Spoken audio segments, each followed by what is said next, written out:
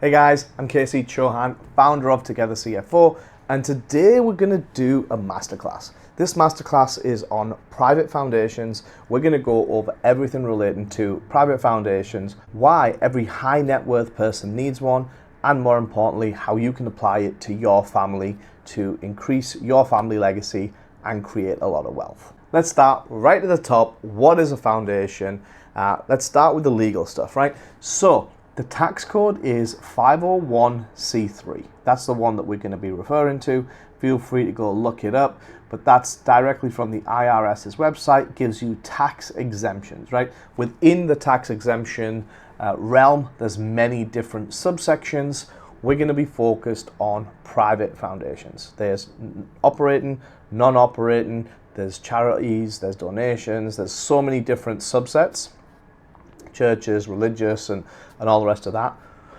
We're not concerned about any of that. Specifically, we're concerned about private, family, non-operating foundations. And we'll get into why a little bit later, but stick with me, right?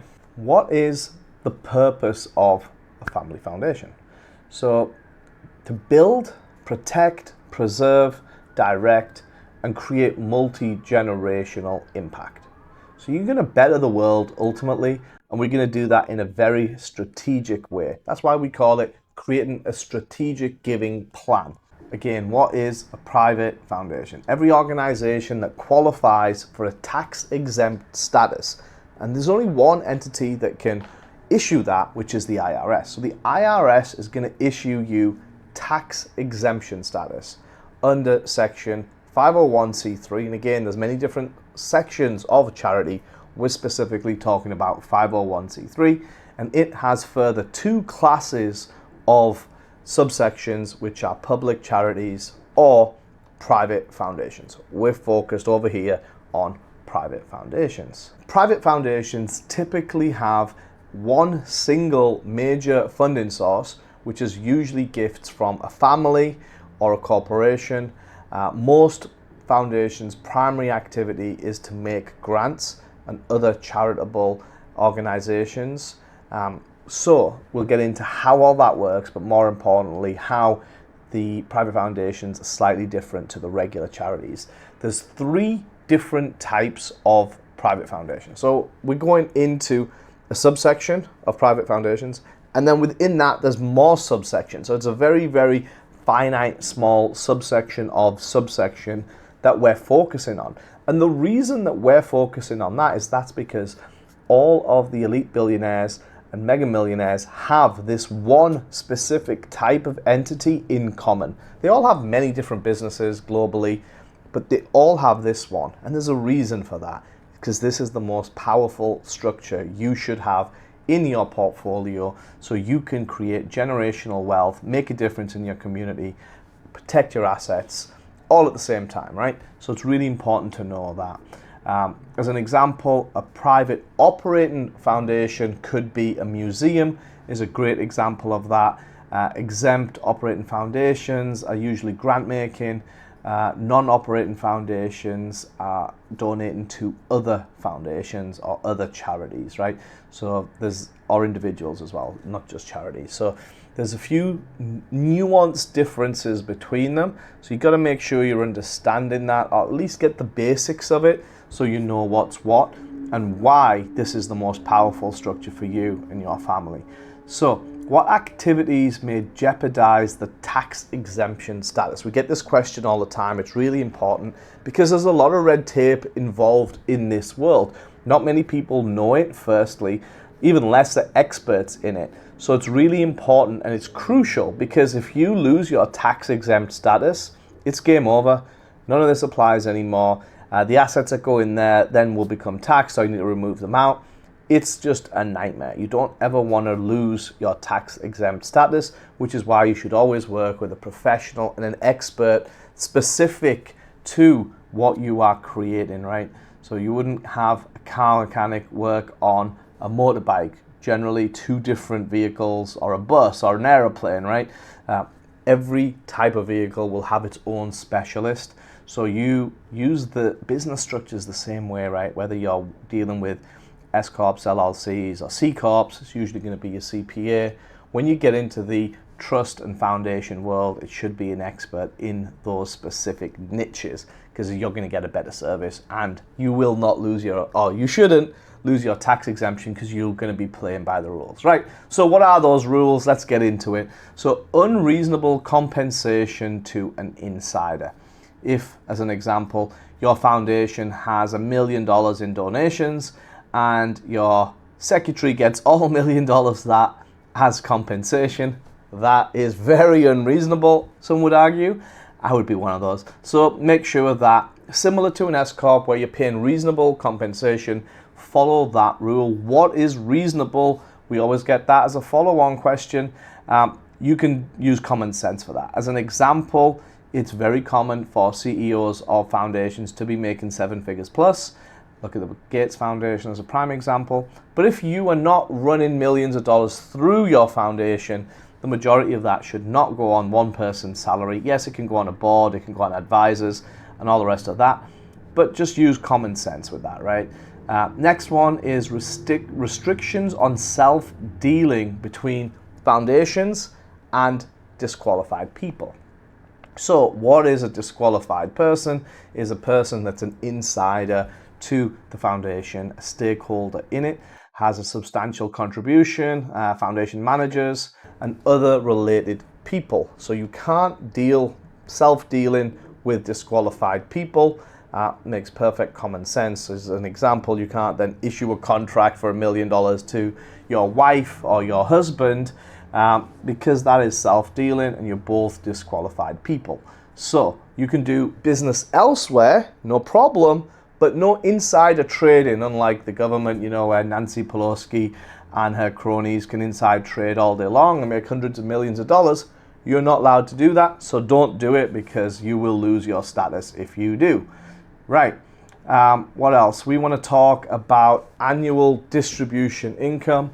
You've got to make sure there is a 5% rule. The 5% rule, people often get it misunderstood.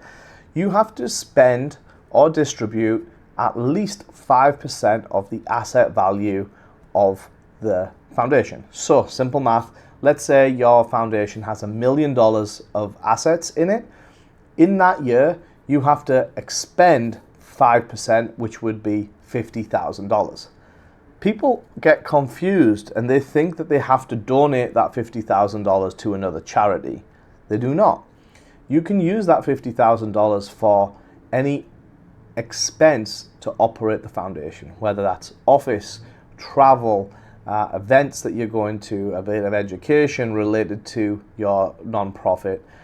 You can use that strategically. Insurance is a good way to use it as well. So the reason that has came in, that rule is more of a new rule, is a lot of foundations were just piling money in there and having no activity at all. And it was just stockpiling cash and cash and cash. So this is a way to make sure that you're not just stockpiling cash, but you are using at least 5% of it. If you want to stockpile cash, there's another entity to use called a donor advised fund. And you can donate to a donor advised fund from a private foundation, and that can hold assets indefinitely. So depending on what it is you're looking to do, maybe a donor advised fund as a second layer after a private foundation could work well for you. So it's good to know that. There's limits on foundation holdings in private businesses. It shouldn't hold more than 30%. And also, it shouldn't have any risky investments. So if you're going into penny stocks, don't do that with the foundation. Do that with your personal money. It's like a crapshoot. So no risky investments. Again, if you are wise and you have industry knowledge and you can pretty much say that's not risky from your perspective because of A, B, C, D reason, great.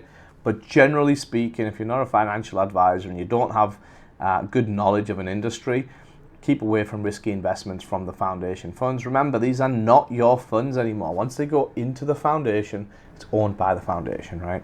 So no risky investments.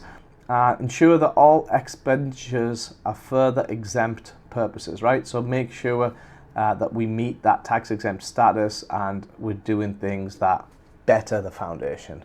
And you are forbidden from directly and indirectly participating in any political campaigns or lobbying. Just stay away from politics.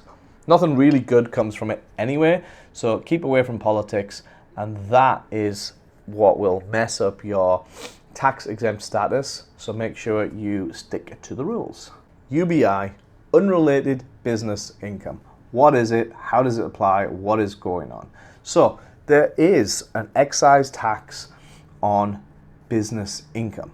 Not all foundations will operate and run a business, but if they do, under section 4920, there is a 21% tax on the net investment income for private foundations. So what does that mean and how does it apply? So if you have a business that's owned by the foundation, that's not an investment, different, and we'll get into an investment in a second, but for this UBI is an active business, right? And that means that it is it's a trade business, or it carries on a regular activity, just like, let's just say, I don't know, any business, a plumbing business, simple, right? That is a business, it's a trade, it's an activity, it's regular, so it's meeting all of the business qualifications. If that's owned by the foundation, 21% tax on it, right? So other examples of that could be advertising or gaming or income from sale of products. All of that is classed as UBI and it will be taxed at 21%. You want to keep away from that, really. The purpose of having a foundation isn't to run a business. One of the main benefits of it is having investments, because investments are passive and they're taxed at 1.4%. We'll get into that in a second, but just so you know the difference. Passive investments, so income from certain passive investments are usually excluded completely from UBI. Examples of that are investment accounts, savings accounts, stocks, royalties, rents, real estate, gains or losses of sales of properties, right? So there's a lot that can go in there. So if you've got excess capital and you just want to deploy it for the long term to create that legacy, that's where the foundations separate themselves completely from every other structure. And that's why the elite billionaires use them, right? Because they all have excess cash. So at the top of the tree, if you have excess capital, this is the one for you. If you are fighting just to make ends meet, inflation's going through the roof, interest rates are high, house prices are high, you don't have excess cash, then don't do this. This structure is not for that type of person. This structure is for the opposite of that. So if you have excess funds and if you invest them passively in a foundation, then you pay net investment income, which is currently at 1.39%, which is really low, right? So remember that. Special rules apply for certain types of real estate and investments purchased with borrowed funds. So if you're owning real estate outright and clear, that net investment income gets taxed at 1.39%. If you're financing with debt, then it's usually classed as UBI. They're classing that as a business because you financed it. I don't make the rules, I'm just sharing them with you. Personally, I don't think it should be, but if we're going by the book, if it's debt financed, then it's 21%, rather than if you pay it free and clear, you're down to 1.39%. So it's pretty substantial, right? So make sure you know those rules. Employment tax returns. Like any other employer, a private foundation that pays wages to employees, you must withhold deposits, pay employment tax, federal income withholding, social security, Medicare, FICA, blah, de blah, de blah, all the rest of that stuff, right? There's no difference just because you're a foundation. Keeping records, right?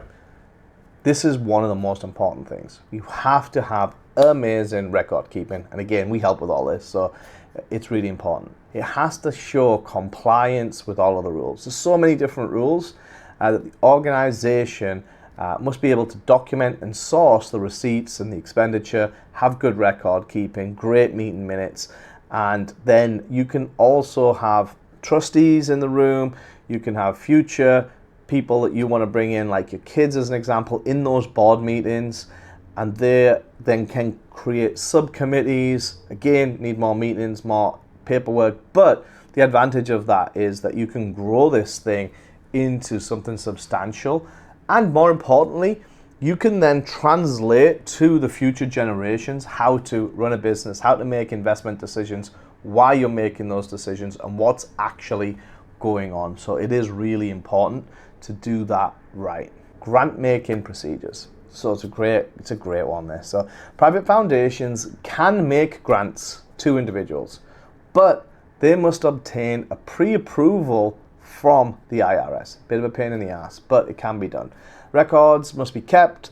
It just has to be fair, right? Case histories demonstrated in the past that the individual has to serve their charitable purpose. And again, we talked about charitable purposes earlier, to make a difference, to build, to help, right?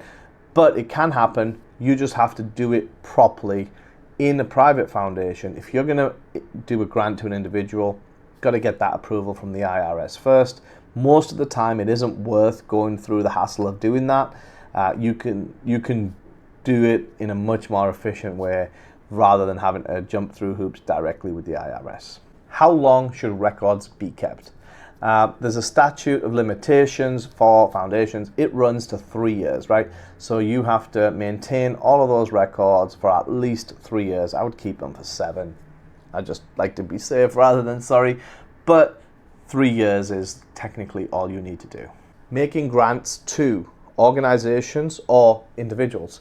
If a private foundation intends to make a grant to an organization or an individual, it should inform the IRS about it. A private foundation should send a letter providing the information on Form 1023, the application for recognition of exemption under Section 501c3, Section H of the Internal Revenue Code, blah-de-blah-de-blah. What type of grants can you issue? Employer-related scholarship programs and loans have to satisfy a certain set of requirements set out by the IRS, applicable to whether it's education loan programs or employee-related grant programs, whether it's a child-related program. It just really has to be fair. That's the main thing that they look for. They just don't want you being able to create a scholarship and issue it to your own kids. That's not really fair. It would have to have a set of rules as an example, and then it would say funds from the private foundation can be distributed to a person that meets this criteria. For example, they're relatively poor, it's a scholarship, it's an education program for a school for this type of subject, that type of thing. That's really how to go about it, but you have to get that approval first before you issue it. Otherwise, you could, again, lose your tax exempt status. Disqualified people. Who is a disqualified person? This is the detail. Let's get into it. Okay, so we went over the basic concept for a private foundation, laws of who is a disqualified person. So let's be very clear on what we're saying here. So this can be an individual, it can be a corporation, a partnership, a trust, an estate, or it could even be another private foundation, right?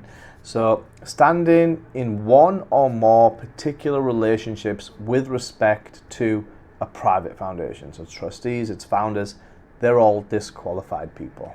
There are 7 categories of disqualified people. 7, right? Is a lot. So I'm going to list them all out for you, and they are substantial contributors. So if you donated a lot of money to a private foundation, you will be classed as a substantial contributor. You're disqualified. A substantial contributor is anyone who has donated or contributed more than $5,000 to the foundation, or 2% of the total contributions of the foundation, right? It's either or of that. We don't have to do the math, it's very simple. $5,000 or 2% of total contributions, either or. That's a substantial contributor. If you are a foundation manager, let's dig into what a foundation manager is, right? A manager is usually an officer, a director, or a trustee of a private foundation. Yeah, private foundations can be set up as corporations or as trusts, so it can be a trustee too, right? If an individual is regularly exercising authority to make admin and policy decisions on behalf of a foundation, they are classed as an officer. However, independent contractors acting in the capacity as a lawyer, an accountant, investment managers, and advisors are not classed as foundation managers. They're just specialist advisors. So even though they have some say, they are a different subset. 20% owner of a business that is involved with the foundation or more, then you are disqualified as well. Family members of your direct lineage are disqualified. Certain family members are disqualified people, considering disqualified if they are a spouse, an ancestor in your lineage, i.e. your children, your grandchildren, and so on, and spouses' linear descendants too, right? So your sisters, so your wife's sister's kids are also off limits as family members, right? So you've got to make sure that you are careful of that. Legally adopted children are still classed as lineage as well. So think of that as being part of the basic straight line of a family. Your children, your grandchildren, your great-grandchildren, etc. A key note here you have to understand is your brother, your sister, your aunt, your uncle, they are not classed in this lineage because they are sideways to you, right? Your brother, your sister, your uncle, your aunt, and so on and so on. They're not direct lineage of you, so they are not classed as disqualified people. And if you want to look up that in more detail, it's under tax code IRC 4946 for that tax code, because that's a really big deal, right? Because your brother or sister, aunt and uncle aren't classed as family members to you. Your wife is, your kids, your grandkids, your parents are. But brothers and sisters, aunts and uncles are not classed as family members, and therefore you can do business with them within the foundation. Corporations, partnerships, trusts, we talked through that a second ago, that hold more than a 35% interest are disqualified. These are classed as disqualified if you own more than 35% combined voting powers within them, right? Or 35% beneficial interest in the trust or the estate owned by a substantial contributor, a foundation manager, 20% owner, or members of the family. So just make sure you stay below that 35% rule and you'll be good to go. A private foundation that's effectively controlled by a person or persons in control of that. As an example, the board on this foundation is the same board as that foundation. Those two foundations shouldn't do business together because they are controlled by the same people, so they're seen as the same thing. And then government officials, right? If a government official, don't have anything to do with this, stay away from it. Nothing to do with the government or lobbying or anything like that. We mentioned it before. So those are the 7 types of disqualified people. Make sure you know who that is and what that is, because you can't self-deal if you're disqualified. It's a big no-no. Okay, getting into some more advanced things here. We're talking about a carry forward distribution to create a cushion for underperforming years. So with that 5% rule that we talked about earlier, in years where the foundation has distributed more than 5% of its assets. So let's say you have $1 million of assets, but you distributed 60,000 rather than 50,000, which was your requirement. That remaining 10,000 can be carried forward for up to 5 years.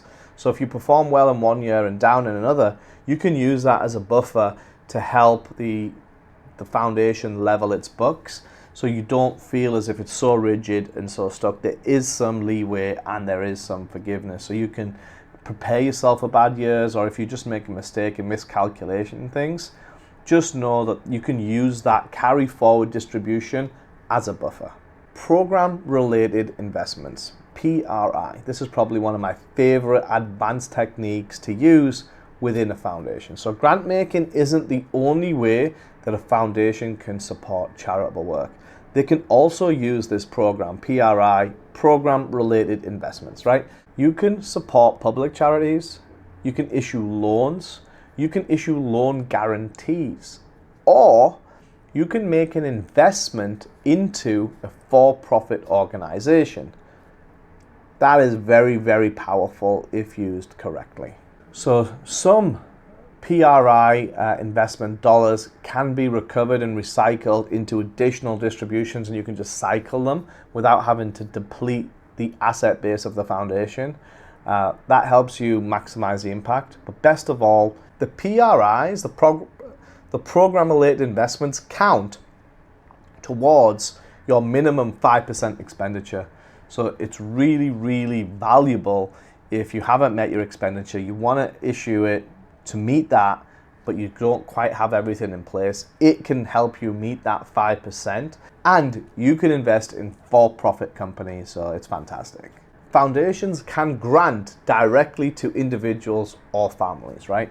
So in addition to the non-profit providing aid to families, individuals, private foundations, you can also give directly to individuals or families that fall into a certain class, right? So grants to individuals is called GTIs, and it's allowed by foundations to respond, get aid, help people that are facing hardship or emergencies such as like natural disasters, hurricanes, earthquakes, tornadoes, that sort of thing. And also to facilitate gifts, right? If you want to help people out who aren't connected with a non-profit or who might otherwise not receive aid, you can give them a grant, and that's called a GTI, grants to individuals. You do have to be careful with the grants because some grants require that advanced approval that we talked about, right, from the IRS beforehand. The following 3 conditions can help you remain compliant. 1, no strings attached to them. 2, they are not a qualified person or an insider from the foundation. And the foundation creates a mechanism to get the word out about applying. So you can't create this thing, tell one person about it, have them apply and issue it. You have to do it fairly so that anyone can apply and show that you're demonstrating those 3 things. Then from the eyes of the IRS, you should be good to go. Financial benefits.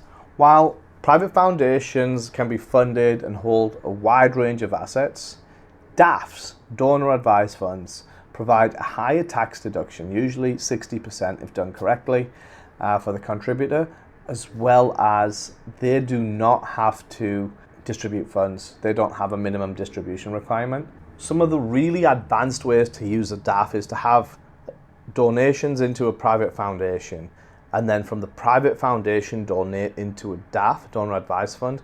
That way you get the best of both worlds, where the money that's invested to meet the minimum requirement is in the DAF and then doesn't need to be expended. So that's a really advanced way to operate in this world. Not everybody needs that, but that is a really fantastic way to do it. We're all about strategy here. One great strategy here is alternative investments, right? One of the great benefits of a private foundation is not only can it take nearly any type of asset, including partnerships, real estate, jewelry, closely held stock options, art, insurance, other valuables, right? There's a lot of things that a private foundation can own or accept as, and you can get the donation for it, the tax deduction, whereas a donor advised fund has a lot of limits in that regard. Its investment options and its cash equivalents, publicly traded securities, shares, pretty much cash and cash equivalents is the main thing that you want to be putting into a DAF, whereas a private foundation can pretty much accept any asset and you'll get the deductions. Again, different thresholds for them in terms of 30%, 60%, but it depends on what your asset type is, what your AGI is. So again, this is where you need an expert to kind of decipher all of these terms that are probably going on in your head, so you can make sure that you create the best strategic giving plan for you and your family. One of the other big differences between the DAF and the private foundation is that the DAF allows you to get a deduction for fair market value, whereas the private foundation, you will get your cost basis. So there's a difference there. However, because a private foundation can hold these assets and more of the assets and use them for charity, there's other possibilities to consider. So there's pros and cons on both sides. It's really important to know what your breakdown is, what your intentions are, and what your long-term vision is before creating a structure. International donations, right? Making grants outside of the US is really appealing to some donors as well. Private foundations can grant directly overseas to other charitable organizations. even if there's no IRS recognition or a 501c3 designation to that overseas entity. Why would it have? It's not a US jurisdiction. It's not going to have the same tax code as what we have here in America. But there is a few things you've got to do beforehand to make sure that that is allowed and it doesn't affect your tax exempt status. As an example, some of the bigger entities like the UN, the United Nations, they're already recognized as a friend of the organization, so you don't have to jump through many hoops if you're donating directly to the UN.